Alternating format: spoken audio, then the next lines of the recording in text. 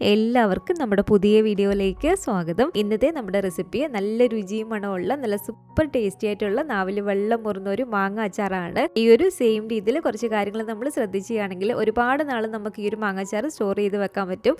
അപ്പോൾ നല്ല അടിപൊളി ടേസ്റ്റി ആയിട്ടുള്ള ഈ ഒരു മാങ്ങാച്ചാർ എങ്ങനെയാണ് തയ്യാറാക്കുന്നതെന്ന് ഒന്ന് കണ്ടു നോക്കാം. കൂടാതെ ഈ ഒരു വീഡിയോ കണ്ടുകൊണ്ടിരിക്കുന്ന സമയത്ത് നിങ്ങൾക്ക് ഇഷ്ടപ്പെടുവാണെങ്കിൽ മറക്കാതെ തന്നെ ആ ഒരു ലൈക്ക് ബട്ടണും കൂടി ഒന്ന് ക്ലിക്ക് ചെയ്യണേ. ചാനലൊന്ന് സബ്സ്ക്രൈബ് ചെയ്ത് സപ്പോർട്ടും കൂടി ചെയ്യുക.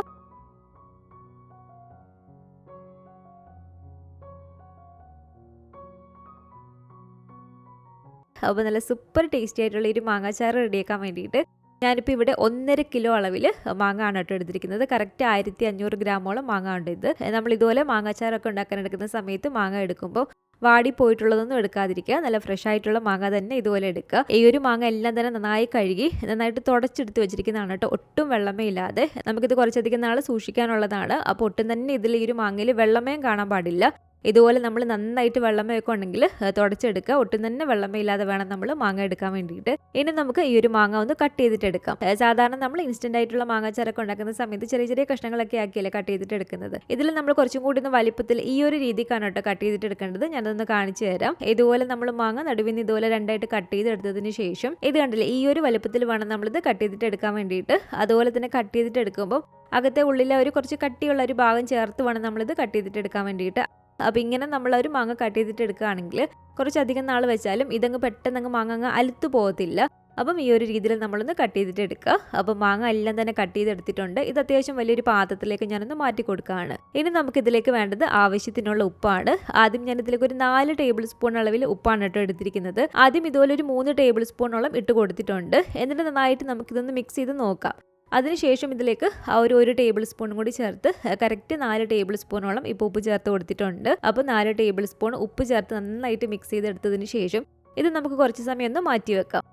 ഇനി ഇതുപോലെ ഒരു പാനിലേക്ക് 3 ടേബിൾ സ്പൂൺ അളവിൽ, വലിയ ടേബിൾ സ്പൂണിൽ 3 ടേബിൾ സ്പൂൺ അളവിൽ കടുക് ഇട്ട് കൊടുക്കാം. അതുപോലെ തന്നെ ഇനി വേണ്ടത് 1 ടേബിൾ സ്പൂൺ അളവിൽ ഉലുവയാണ് കേട്ടോ. ഉലുവ 1 ടേബിൾ സ്പൂൺ മതി. അപ്പോൾ ഈ ഒരു ഉലുവയും കടുകൊക്കെ ചേർത്ത് നന്നായിട്ട് നമ്മളിതൊന്ന് മിക്സ് ചെയ്തിട്ട് എടുക്കുക. നന്നായിട്ട് ഇതുപോലെ കുറച്ച് സമയം ഒന്ന് ഇളക്കി കൊടുത്ത് കഴിയുമ്പോഴത്തേക്കും കടുകൊക്കെ കണ്ടില്ല, ഇതുപോലെ നന്നായിട്ടൊന്ന് പൊട്ടി വരാൻ തുടങ്ങും. ഇതുപോലെ നന്നായിട്ട് ആ ഒരു കടുകെല്ലാം പൊട്ടി വന്ന് കഴിയുമ്പോഴത്തേക്കും ഇനി നമുക്ക് ഫ്ലെയിം അങ്ങ് ഓഫ് ചെയ്ത് കൊടുക്കാം. എന്നിട്ട് ഇതുപോലെ ഒരു മിക്സിയുടെ ജാറിലേക്ക് മാറ്റിയിട്ട് നല്ല ഫൈനായിട്ട് നമ്മളിതൊന്ന് പൊടിച്ചിട്ടെടുക്കുക. നല്ല ഫൈനായിട്ട് നമ്മളിതുപോലെ ഒന്ന് പൊടിച്ചെടുത്തതിന് ശേഷം ഇത് ഫുള്ള് നമ്മളിപ്പം ഉപ്പ് ചേർത്ത് മിക്സ് ചെയ്ത് വെച്ചിരിക്കുന്ന ഒരു മാങ്ങയില് അതിലേക്ക് ചേർത്ത് കൊടുക്കുക.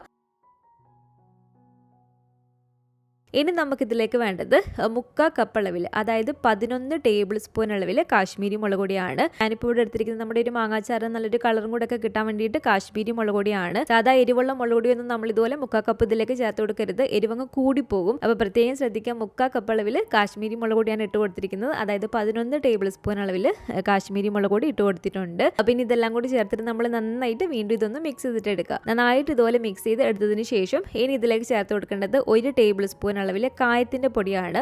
ആദ്യം ഇതുപോലെ 1 ടേബിൾ സ്പൂൺ അളവിൽ കായപ്പൊടി ചേർത്ത് കൊടുത്തിട്ട് നമ്മളൊന്ന് മിക്സ് ചെയ്ത് നോക്കുക. എന്നിട്ട് നമ്മൾ ലാസ്റ്റ് ഒരു ടേസ്റ്റ് ഒക്കെ നോക്കിയിട്ട് വേണമെന്നുണ്ടെങ്കിൽ കായപ്പൊടി ഒരു സമയത്ത് ചേർത്ത് കൊടുത്താൽ മതി. അപ്പോൾ 1 ടേബിൾ സ്പൂൺ അളവിൽ കായപ്പൊടിയും കൂടി ചേർത്ത് കൊടുത്തിട്ടുണ്ട്. അതുപോലെ തന്നെ ഞാൻ ഈ ഒരു സമയത്ത് ഉപ്പ് നോക്കിയപ്പോൾ ഉപ്പ് കുറച്ചൊരു കുറവാണ് കേട്ടോ. അതുകൊണ്ട് തന്നെ വീണ്ടും 1 ടേബിൾ സ്പൂണും കൂടി ഉപ്പും കൂടി ചേർത്തൊന്ന് മിക്സ് ചെയ്തിട്ട് എടുക്കുകയാണ്. അപ്പോൾ നന്നായിട്ട് ഇതുപോലെ മിക്സ് ചെയ്ത് എടുത്തതിന് ശേഷം ഇനി ഇതുപോലെ ഒരു പാനിലേക്ക് 250 ml ഈ ഒരു കപ്പിൽ കറക്റ്റ് 1 കപ്പ് അളവിൽ നല്ലെണ്ണയാണ് കേട്ടോ ഞാനിപ്പോൾ ഇതിലേക്ക് ചേർത്ത് കൊടുക്കുന്നത്. നമുക്ക് ഈ ഒരു മാങ്ങാച്ചാറ് കുറച്ചധികം നാൾ സ്റ്റോർ ചെയ്ത് വെക്കാനുള്ളതാണ്. അതുകൊണ്ട് നമ്മൾ നല്ലെണ്ണ തന്നെ വേണം ഇതിലേക്ക് ചേർത്ത് കൊടുക്കാൻ വേണ്ടിയിട്ട്. ഇനി ഈ ഒരു നല്ലെണ്ണ നന്നായിട്ട് ചൂടായിട്ട് വരുന്ന സമയത്ത് 1 ടേബിൾ സ്പൂൺ അളവിൽ കടുക് ഇട്ട് കൊടുക്കുകയാണ്. കടുക് നന്നായി പൊട്ടി വരുന്ന സമയത്ത് ഇനി നമുക്ക് ഇതിലേക്ക് ചേർത്ത് കൊടുക്കേണ്ടത് ഒരു 1/2 ടീസ്പൂൺ അളവിൽ ഉലുവയാണ്. അപ്പോൾ കടുകൊക്കെ പൊട്ടി ഇതുപോലെ ഉലുവയും ചേർത്ത് കൊടുത്തതിന് ശേഷം നമുക്ക് ഫ്ലെയിം അങ്ങ് ഓഫ് ചെയ്ത് കൊടുക്കാം. ഫ്ലെയിം ഓഫ് ചെയ്ത് നമ്മൾ ഈ ഒരു ഓയിൽ ഈ ഒരു മാങ്ങയിലേക്ക് ഒഴിക്കുന്നതിന് മുമ്പായിട്ട് ഇതിലേക്ക് ഒരു 1/4 ടീസ്പൂൺ അളവിൽ മഞ്ഞൾപ്പൊടിയും കൂടി ചേർത്ത് കൊടുക്കുക കേട്ടോ. എന്നിട്ട് നന്നായിട്ട് ഇതൊന്ന് മിക്സ് ചെയ്യുക. ആ ഒരു മഞ്ഞൾപ്പൊടിയും കൂടി ചേർത്ത ഒരു ഓയിൽ, അതിനുശേഷം നമുക്ക് ഈ ഒരു ഓയിൽ ഈ ഒരു മാങ്ങയിലേക്ക് ഫുള്ളായിട്ട് ഇതുപോലെ ഒഴിച്ചു കൊടുക്കാം. ആ ഒരു ഓയിൽ ഒഴിച്ചു കൊടുത്തതിന് ശേഷം നന്നായിട്ട് വീണ്ടും നമുക്കിതൊന്ന് മിക്സ് ചെയ്തിട്ട് എടുക്കാം. നല്ല ചൂടോട് കൂടിയിട്ട് തന്നെയാണ് കേട്ടോ ഒഴിച്ചു കൊടുക്കേണ്ടത്. ചൂടാറാനൊന്നും നിൽക്കരുത്. നല്ല ചൂടോട് കൂടിയിട്ട് തന്നെ വേണം നമ്മൾ ഈ ഒരു മാങ്ങയിലേക്ക് ആ ഒരു നല്ലെണ്ണ ഒഴിച്ചു കൊടുക്കാൻ വേണ്ടിയിട്ട്. അപ്പോൾ നല്ലെണ്ണയും ചേർത്ത് ഇതുപോലെ നന്നായിട്ട് മിക്സ് ചെയ്ത് എടുത്തതിന് ശേഷം ഈ ഒരു സമയത്ത് ഇതിൻ്റെ ടേസ്റ്റ് നോക്കിയപ്പോൾ കുറച്ചൊരു കായത്തിൻ്റെ പൊടി മാത്രമേ കുറവുള്ളൂ. അപ്പോൾ ഏകദേശം ഒരു 1/4 ടേബിൾ സ്പൂൺ അളവിൽ കായത്തിൻ്റെ പൊടിയും കൂടി ഇട്ട് കൊടുത്തിട്ടുണ്ട്. എന്നിട്ട് വീണ്ടും നന്നായിട്ട് ഇത് ഞാനൊന്ന് മിക്സ് ചെയ്തെടുക്കുകയാണ്. ഇതുപോലെ നമ്മൾ എല്ലാം നന്നായിട്ട് മിക്സ് ചെയ്ത് കറക്റ്റായ ഒരു ചേരുവകളെല്ലാം ചേർത്ത് കൊടുത്തതിന് ശേഷം ഇത് നമ്മൾ ഒട്ടും തന്നെ വെള്ളമയില്ലാത്ത ഒരു കുപ്പിയിലേക്കോ അല്ലെങ്കിൽ ഇതുപോലെ ഒരു പാത്രത്തിലേക്കോ നമ്മൾ ഇട്ട് കൊടുക്കുക. ഫുള്ളായിട്ട് നമ്മൾ ഈ ഒരു മാങ്ങ ഇട്ട് കൊടുക്കുന്ന ഒരു പാത്രത്തിൽ ഒട്ടും തന്നെ വെള്ളമയൊന്നും കാണരുത്. എങ്കിൽ മാത്രം നമുക്കിത് കുറച്ചധികം നാൾ സ്റ്റോർ ചെയ്ത് വെക്കാൻ പറ്റത്തുള്ളൂ. പൊട്ടും വെള്ളമയൊന്നും ഇല്ലാതെ നല്ല ഉണങ്ങിയൊരു പാത്രത്തിലേക്ക് ഇതുപോലെ ഒരു മാങ്ങാച്ചാർ ഞാൻ ഫുൾ ഇട്ട് കൊടുത്തിട്ടുണ്ട്. ഇനി ഒരു മാങ്ങാച്ചാർ നമ്മൾ ഉപയോഗിക്കാൻ എടുക്കേണ്ടത് ഒരു 2-3 ദിവസത്തിന് ശേഷം മാത്രമായിരിക്കണം കേട്ടോ. അപ്പോൾ മാത്രം നമുക്ക് ഈ ഒരു രീതിയിൽ നമ്മൾ മാങ്ങാച്ചാർ ഇടുമ്പം കറക്റ്റ് അതിൻ്റെ ഒരു ടേസ്റ്റൊക്കെ അറിയാൻ പറ്റത്തുള്ളൂ. ഇട്ട് വെച്ച് അന്ന് മുതൽ നമ്മൾ ഈ ഒരു മാങ്ങാച്ചാർ ഒരിക്കലും ഉപയോഗിക്കാൻ എടുക്കരുത്.